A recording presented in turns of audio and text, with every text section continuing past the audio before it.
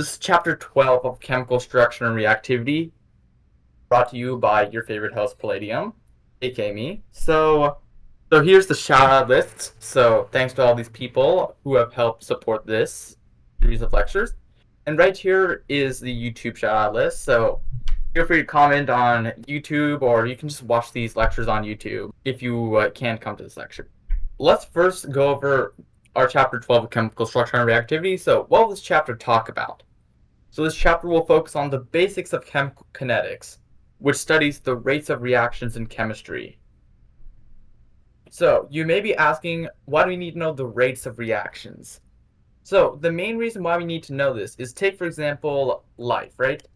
So as you know from your basic biology classes, life evolved from these single-celled organisms, these strands of RNA that are self-replicating, and over time we get these multicellular organisms, and then we get humans along the way, and humans have already revolutionized everything. If we take that example of life, at its core, life is just a bunch of very controlled chemical reactions. And so if we can understand the rates of biological reactions, we can use that as a step to understand, like, why is this like this in life? So really, studying the rates of reactions will be useful in some situations.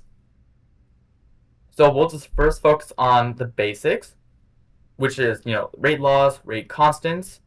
And to be fair, I'd say, I think in my experience, a solid portion of the stuff that you need to know for the U.S. National Chemistry Olympiad locals. And then I'll end off this chapter, and with the end of this chapter, I will end off the first part of this book. The first part of this book is titled Fundamentals, so we'll end off the fundamentals and we'll go into a new section right after this chapter. So right here are some of the key points that I want you guys to know. So our first key point is the rate law. So basically, this is a mathematical expression that we can use to determine the rate. So this is determined through experiment, and this will basically establish a relationship between the rate of reaction and the concentrations of the reactants present. So what this reaction will often be like is the rate is equal to the concentration of reactant A raised to some power times the concentration of reactant B raised to some power, basically like that. So in addition to rate laws, we have rate constants. So rate constants are basically constants that are dependent on the temperature of a reaction. And how do we know this? Well, we have this equation known as the Arrhenius equation that we use to establish the temperature dependence between absolute temperature and the rate constant. And our third key point will be the fact that there will be some kind of energy barrier for most reactions.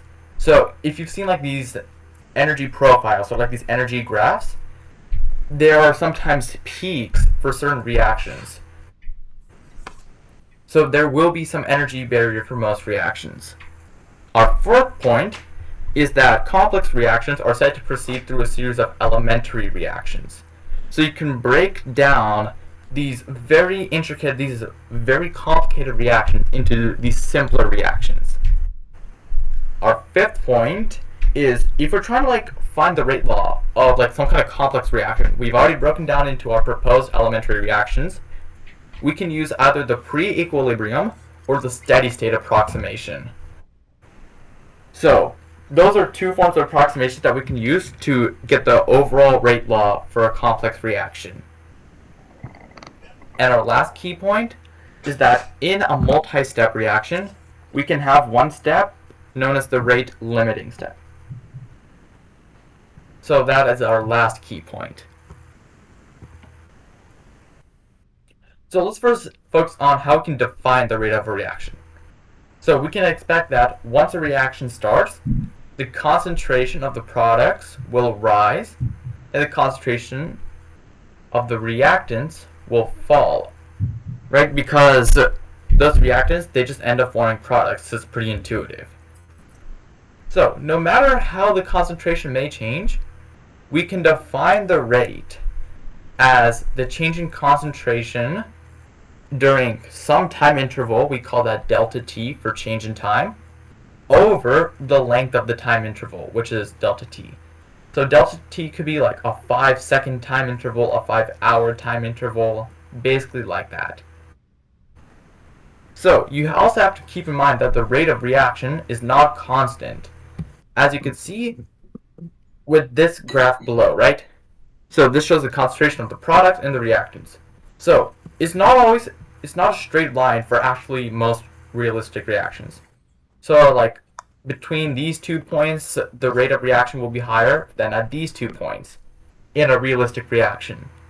So therefore, it'd be better to define the rate as the instantaneous slope of some curve at a particular time. So instantaneous, that should remind you of derivatives. And yeah, to be fair, kinetics is based on calculus. So there will be another chapter, chapter 20, that will focus on more advanced kinetics, and that will include a lot more calculus. But anyways, let's also define the rate in other terms. So I'll give you a basic reaction. So this is the combustion of hydrogen gas. So, this is what NASA deals with. NASA deals with the combustion of hydrogen gas to propel its rockets. So 2 moles of H2 plus 1 mole of O2 react in a highly exothermic reaction to form 2 moles of H2O. So if we define the rate as the slope of the concentration graph over some time, right? Then we can expect that the rates of hydrogen and oxygen gas, they will be negative, and that's because the concentration is decreasing. Those reactants are getting used up. And we can expect the rate of concentration of water to be positive, and that is because water is being formed, so of course the concentration will increase. So if we have a balanced chemical equation, we can look at the stoichiometric coefficients, or just the overall stoichiometry of the reaction, and we can say that the rate of reaction is equal to 1 over, this is not V by the way, this is nu A times the slope of A over time. A is some kind of product, like take for example H2O, then we put a positive sign on the rate of reaction, and that's because the product is being formed, the concentration will increase. So right here I have a practice problem. I've taken this from ACS. I'm pretty sure it was a US NCO locals problem. And right here. So it says when IO3 minus will react with iodide ion in acidic solution. You don't even need to read this. Just right here gives you this balanced chemical equation. You don't even need to balance it. Now it tells you which statement of how concentrations are changing is correct. So you have these fractions here. So you have all these fractions, you have all these numbers. And we can see the 2 species that we're focusing on is I minus, which is a reactant, and I3 minus, which is triiodide ion, and it's a product. So we can use our stoichiometric coefficients, and using the balanced chemical equation, we can say that the rate of reaction is equal to negative 1 over 8, because 8 is the stoichiometric coefficient of I minus, times the change, which is, slope of I minus, over time, which is over delta t. Now, if we're looking at I3 minus, it's a product, right? So the rate of reaction is equal, concerning the triiodide ion, the rate of reaction is 1 over 3 times the change in the triiodide ion's concentration over time. So you can see how both of these are equal to the rate of reaction. So I can set these two equal to each other. So all we do here now is we can multiply both sides by 24 because 8 times 3 is 24. It's a common multiple. We can multiply both by 24 and we can swap the sign.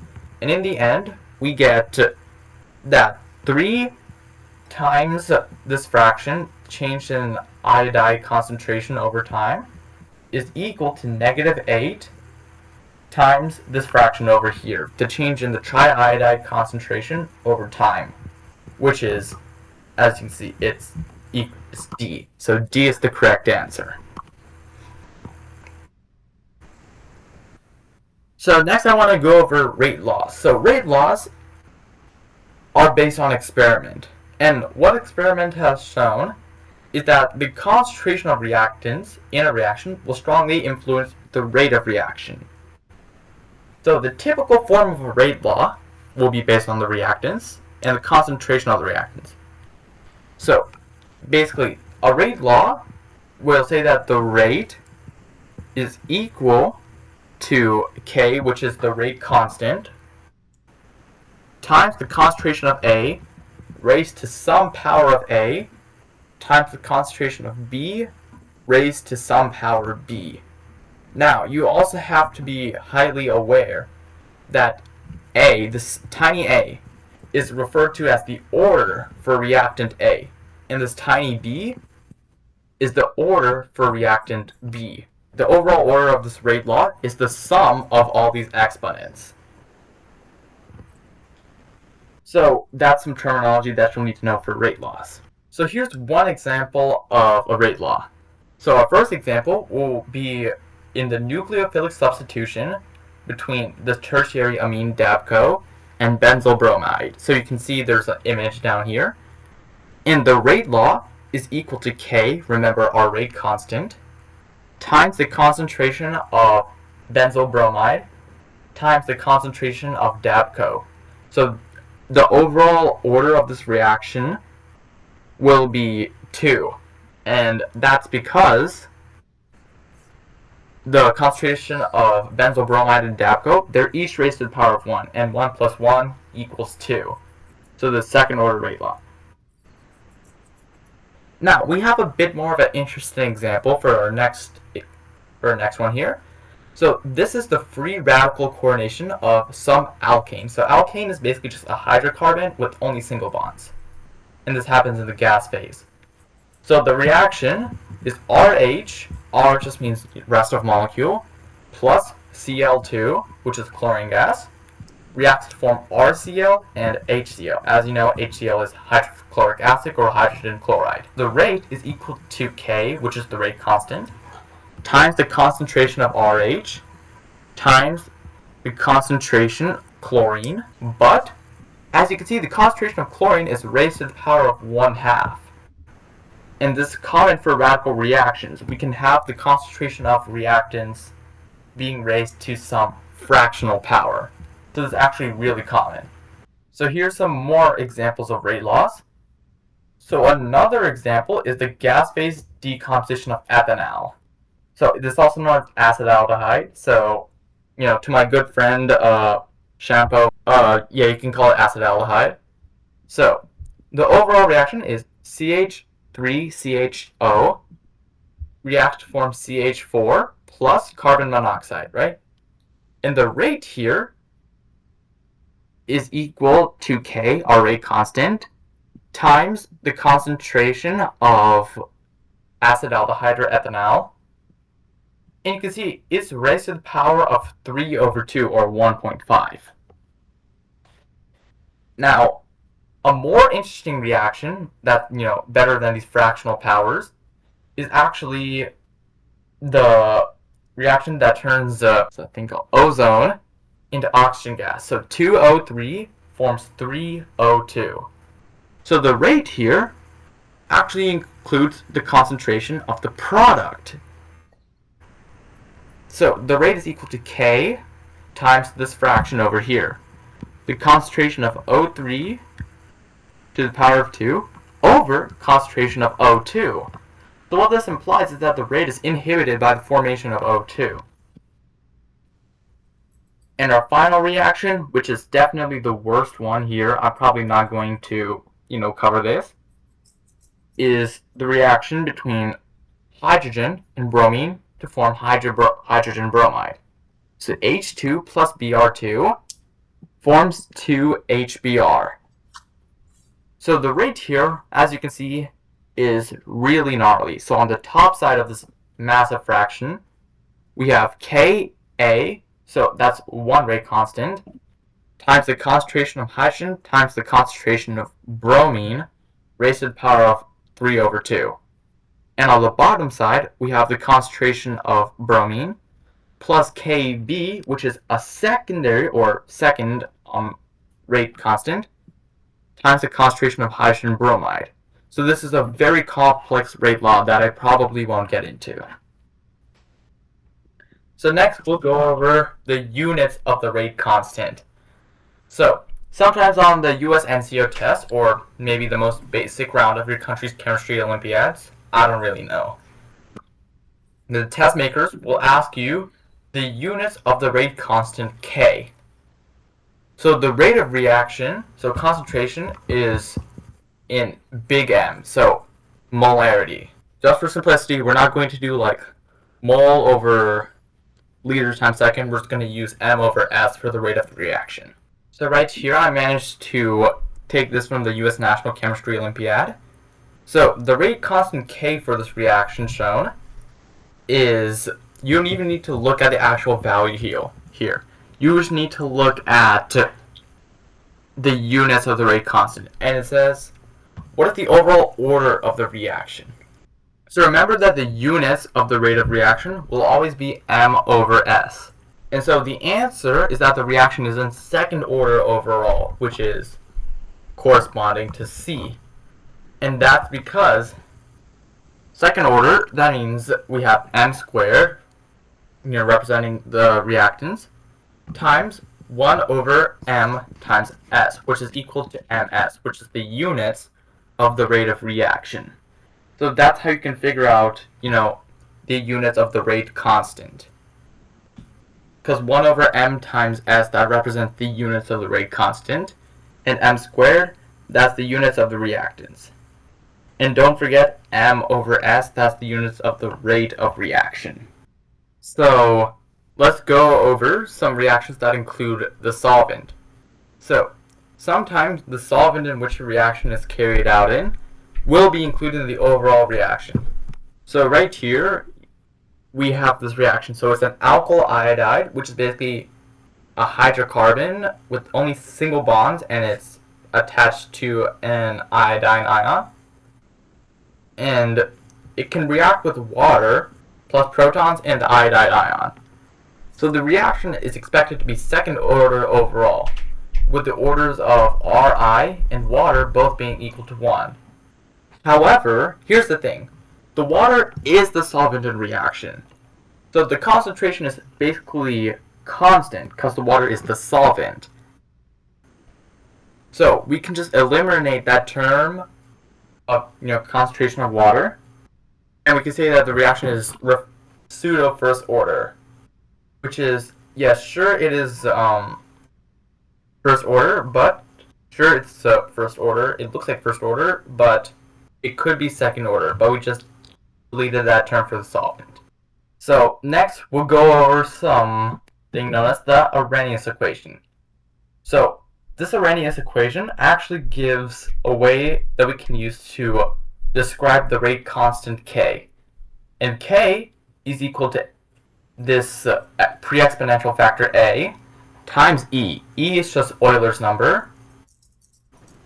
And E is raised to the power of negative EA over RT. So EA is known as the activation energy, R is the gas constant, and T is the absolute temperature in Kelvin. Now, what we can do is we can take the natural logarithm of both sides. And because logarithm and exponentiation are inverse operations, then that means that that E will be eliminated, and in the end we'll get the natural log of K is equal to the negative activation energy over R times 1 over T plus the natural log of A, which is the pre-exponential factor, just a constant. Now, the equation that's listed above reminds us of y equals mx plus b. So our slope here is the negative of the activation energy over R, and B, which is our y-intercept, is equal to the natural log of A. So often you will see graphs, linear graphs, that have this plotted out. So here's our third practice problem. So using the data in the table below, it gives you the pre-exponential factor and everything. Calculate the rate constant for this reaction, the top reaction. Cyclopropane turning into propene at the gas phase at 500 and 800 degrees Kelvin. So for the rate constant of the reaction at 500 Kelvin, we'll use the Arrhenius equation. So right here is our pre-exponential factor A. A is equal to 3 times 10 to the power of 15 per second. Now, the activation energy here is around 275,000 joules. And we put the negative sign here because that's what's in the equation.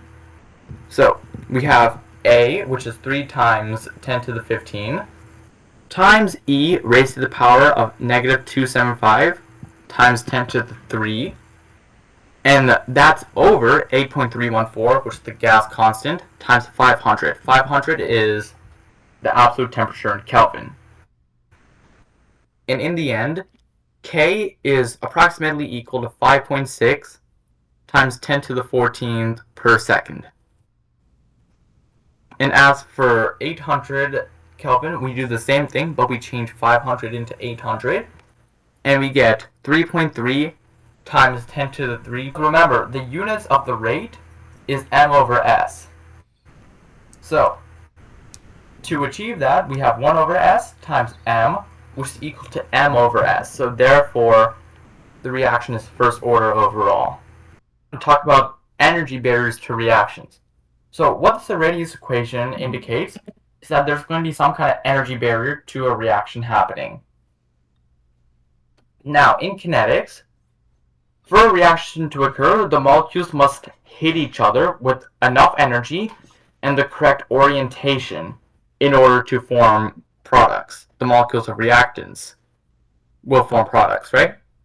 And we could say that the fraction of collisions that need energy greater than E is equal to big E. So this big E is equal to E, Euler's number, small e, to the power of negative E over RT. Now imagine that we have a simple reaction with rate law K times the concentration of reactant P times the concentration of reactant Q. We can now use the Arrhenius equation to expand K. So the rate now is equal to A times E to the power of negative EA over RT, and then that's times the concentration of reactant P and times the concentration of reactant Q. Now, if this is equal to 1, this is E to the power of negative EA over RT, right? If that's equal to 1, which means that there is no barrier to reaction, then the rate will simply be equal to the pre-exponential factor A times P times Q. So that's how we can use our knowledge here. So next I want to talk about more about this energy barrier to reaction.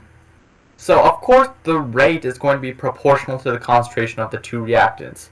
If there are going to be more molecules present, and that's because the chance of them colliding will increase. And as you can see, the pre-exponential factor A also is a reflection of how other factors that affect the rate of collision, such as how fast the molecules are, their size, and the fraction of them in the correct orientation. That's what the pre-exponential factor A will show. Now, as for the activation energy, we can look at it using what is known as the energy profile, which shows the energy of the products going from reactants to product over time. So the activation energy is that energy gap between the reactants, and the peak of this energy profile, I repeat, the peak. So the activation energy is basically that kind of peak that you need to climb over to get to your products. the activation energy can be the same for both an endothermic and an exothermic reaction. So an endothermic reaction will have the product's energy higher than the reactant's energy. An exothermic reaction, like blowing a hydrocarbon up, will have the products lower in energy than the reactants. So I want to go over the transition state. So as we go along the course of a reaction, the reactants will form into products, and we'll have these bonds broken, and we'll have these new bonds formed, right? And so the arrangement that occurs at the very top of that energy peak in that energy profile is known as the transition state. And that energy gap between the reactants and the transition state will determine the activation energy, that value of the activation energy. So next I want to go over how we can relate equilibrium constants to the rate constants, and this will be useful for the pre-equilibrium approximation. So all reactions are, at least in principle, are reversible. So we'll assume that the molecules will follow the same energy profile when going from reactants to products, just in reverse if we compare it to the molecules going to products from reactants. And this known as the principle of reversible equilibrium. Now, I also want to define something, which is the energy separation between the reactants and the products. This will be useful soon. So, the energy separation is equal to the energy of A forward minus the energy of A reverse. And that'll be activation energy. So, now we'll assume some kind of reaction. So A plus B is an equilibrium to form P plus Q, and P plus Q can revert back into A plus B. So this will be our reaction for now. So the equilibrium constant for this reaction is in equilibrium, right? Is big K is equal to concentration of P times the concentration of Q over the concentration of A times the concentration of B. And at equilibrium, the rates of the forward and reverse reactions are the same. That's the definition of equilibrium. So we'll just write out the rate laws. So the forward rate is equal to K forward times the concentration of A times the concentration of B, right? And the reverse rate is equal to the rate constant for that reverse rate times the concentration of P times the concentration of Q. Now, if we set them equal to each other, then that's because in equilibrium, the forward and reverse rate are the same. Then in the end, K forward over K reverse is basically equal to the equilibrium constant. So therefore, the equilibrium constant is equal to the rate constant for forward times the rate constant for the reverse reaction. And we can expand this using the Arrhenius equation, and we can now say that the equilibrium constant is equal to the pre-exponential factor for the forward reaction over the pre-exponential factor for the reverse reaction times Euler's number to the power of negative change in E over RT. So that's how the equilibrium constant can relate to these rate constants instead. We have this thing known as collision theory, and it states that at the molecular level, two reactants will have to collide with the correct orientation and enough energy to form products. So, for some encounter between the reactants P and Q, the number of collisions will be proportional to the concentration of each. So the rate is equal to the rate constant times the concentration of P times the concentration of Q. Now, a reaction is known as an elementary reaction if it has a single reactive encounter between molecules, such as the reaction between nitric oxide and ozone to form nitrogen dioxide and oxygen gas, with the rate constant being equal to K times the concentration of nitric oxide times the concentration of ozone. Now, if a reaction is not considered as elementary, then we cannot simply create the rate law out of looking at the stoichiometry of the reaction. And these reactions will consist of many smaller elementary reactions if they're complex. And we will have intermediates in these complex reactions. So right here is an example of an intermediate reaction. So in the reaction between diatomic bromine and dicyanoMethane, you can see we have this CHCN2 minus molecule. That's referred to as an intermediate because it is formed from one elementary reaction, and is used up in another elementary reaction. So that's an intermediate in the example of it. So here's the notation that we use for elementary reactions. So the number of species that we have in an elementary reaction is called the molecularity of that reaction. So in the reaction between the bromine atom radical and the diatomic hydrogen gas, Br plus H2 equals HBr plus H, the reaction is referred to as being a bimolecular reaction, and that's because we have two species, even though bromine is just an atom. However, when we have 2-iodo-3-methylpropane, it will form a stable carbocation and iodide ion. There's only one species reacting, which then makes this reaction unimolecular. So I've talked about, a few of these reactions that happen in gas phase, like isomerization of cyclopropane to form propene. But what about reactions in solution? So as you know, in the gas phase, all these molecules, they're going crazy, they're bumping into each other a lot. But in solution, the molecules are much more packed tightly. So at modest concentrations, we can have the solute, which is, what's dissolved, in a solvent, basically entirely covered by the molecules of solvent, which then forms somewhat known as a solvent cage. And we also have diffusion in solution, which is basically, if you have like one area that's super concentrated and another one that's not, then the molecules will just spread out.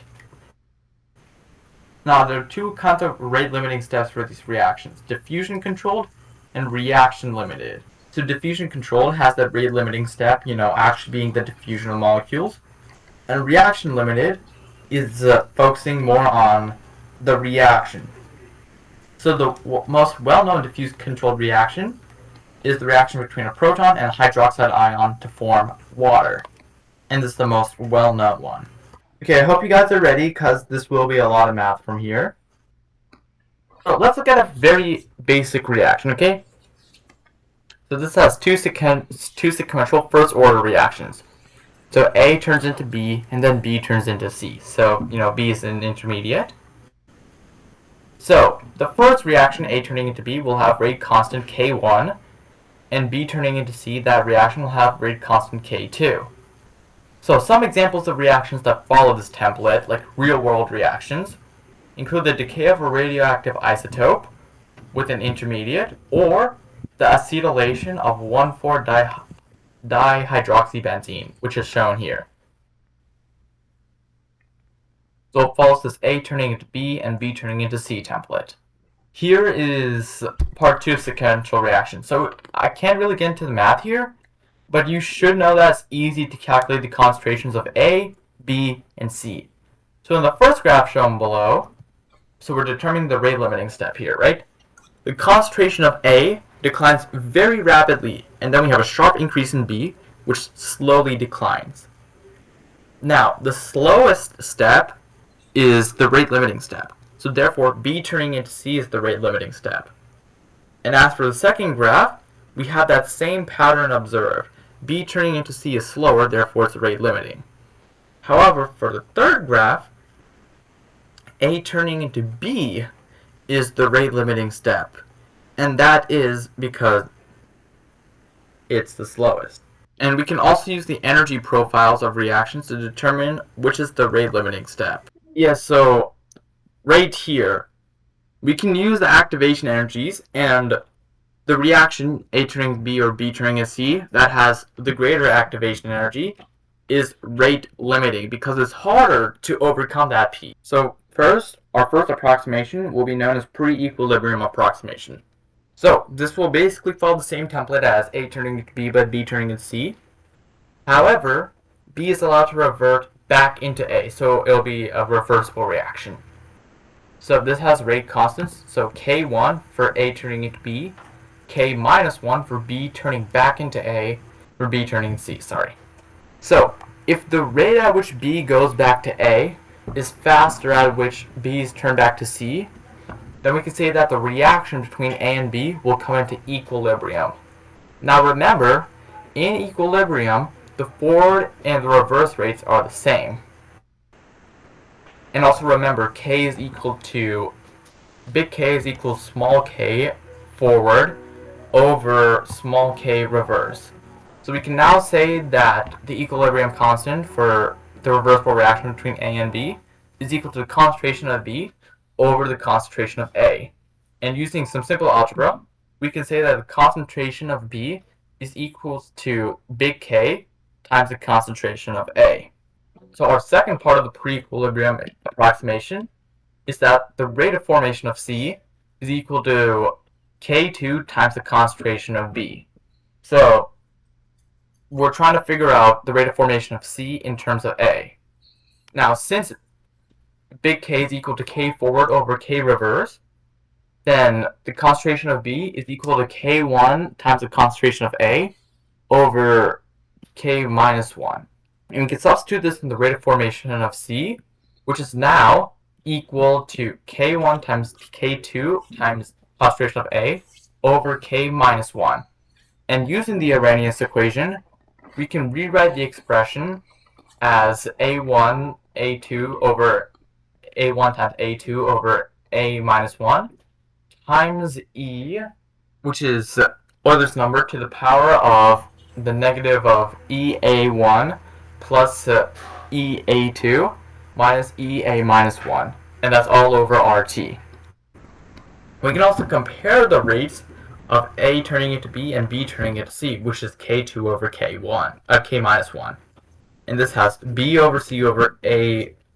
This has B turning into C over A turning into B in the fraction, by the way. So, next we're going to focus on steady state approximation. And basically, if we have a reaction with an intermediate, right, we can say that the rate of formation of that intermediate is equal to the rate of consumption. So take, for example, A turning to B and B turning into C. B is an intermediate here.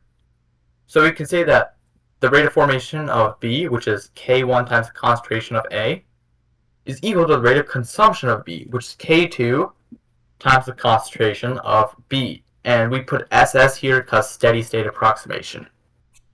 And using some algebra, we can say that the concentration of B in the steady state is equal to K1 times the concentration of A over K2. And we can now sub this in for the rate of formation of C. And in the end, we get the rate of formation of C being equal to K1 times the concentration of A. You have to keep in mind that steady state is just an approximation, right? So here is a graph showing the validity of steady state. So, except like at shorter times, right? Steady state approximation is really good. As you can see with graph A and graph B, steady state approximation almost matches up with the real concentration. So yeah, steady state can be valid. So we can also use this on reversible reactions. So B is the intermediate in this reaction here. And remember, in steady state, we're assuming that the rate of formation is equal to the rate of consumption. So the rate of formation of B is equal to K1 times the concentration of A. And that's equal, the rate of consumption on this right-hand side, that's equal to K minus 1 times B in the steady state plus K2 times the concentration of B in the steady state. And using some algebra, we can rearrange this, and now B, the concentration of B in the steady state is equal to K1 times the concentration of A over K minus 1 plus K2. And if we sub this in for the rate of formation of C, which is K2 times B, right? We get the rate being equal to K1 times K2 times the concentration of A over K minus 1 plus K2. So that's how we can use steady state approximation on reversible reaction. So here's a more complex case. So take, for example, A plus B forming into Q, and Q can form back into A plus B. And Q plus C turns into some kind of product. So this reaction includes both first and second order steps in it. There are second order steps. An example could be A and B turning into Q, and an example of first order step would be Q turning back into A plus B. So we'll compare pre-equilibrium and steady state. So this is pre-equilibrium assumes that step -1 is faster than step 2. But this depends not only on rate constants, right? But it also depends on the concentration of C, because step 2 is second order. And this is the same for steady state approximation. So for more complex cases, you will need a lot more data if you want to use either pre-equilibrium or steady state approximation. Now we're going to be analyzing the kinetics of more complex mechanisms. So here are 4 notes that I want you guys to know. So, I think we're at that point where, we know our approximations, we know our rate laws. So I think we're safe to discuss how we can use this for real-world examples. And our second point here is a bit of a cautionary tale. It states that if we have some kind of proposed rate loss, because rate laws for complex mechanisms are experimentally determined, right? They will not always be correct, these proposed rate laws, even when it agrees with the experiment that was performed to find out that rate law. And our third point is, if we have a reaction with a bunch of elementary reactions in it, then it will be hard to work out the rate law, of course, because there's so many moving parts. However, we can always make assumptions and use our approximations that we've learned to derive the rate law. So those are some notes before we analyze the kinetics of complex mechanisms. So our first mechanism will be the oxidation of methanoic acid. So you can see the reaction right here. We have a reversible reaction first, and then we have our intermediate HCOO- formed from the reversible reaction, turning into our products here. So in this reaction, the rate, the actual experimentally determined rate law, is equal to K ops, which is basically the observed rate constant, times is equal to K times this fraction here. Concentration of bromine times concentration of methanoic acid over the concentration of the hydronium ion. So we can use the pre-equilibrium approximation for our reversible reaction, our first one here. And we could say that concentration of HCOO- or intermediate is equal to big K times the concentration of hydronium ion over the concentration of methanoic acid. The rate of the consumption of diatomic bromine is the same as the rate of reaction. So we can say that the overall rate of reaction is equal to the concentration of HCOO times the concentration of bromine. So we can sub this in, and we get this as our rate. So next I want to talk about nucleophilic substitution. So back in the organic chemistry lecture, I talked about SN1 and SN2. So for SN1, we get a carbocation formed, and for SN2, we have a nucleophile that attacks the sigma antibonding orbital between C and the leaving group, all in one go. So SN1 actually stands for substitution nucleophilic first order kinetics, and SN2 stands for substitution nucleophilic second order kinetics. So we can use steady state to analyze the rate law of SN1. So in the reaction, Rx turns into R plus, which is the carbocation, plus X minus, and R plus nucleophile turns into R bonded to nucleophile. We can state that, R plus is our intermediate here, right?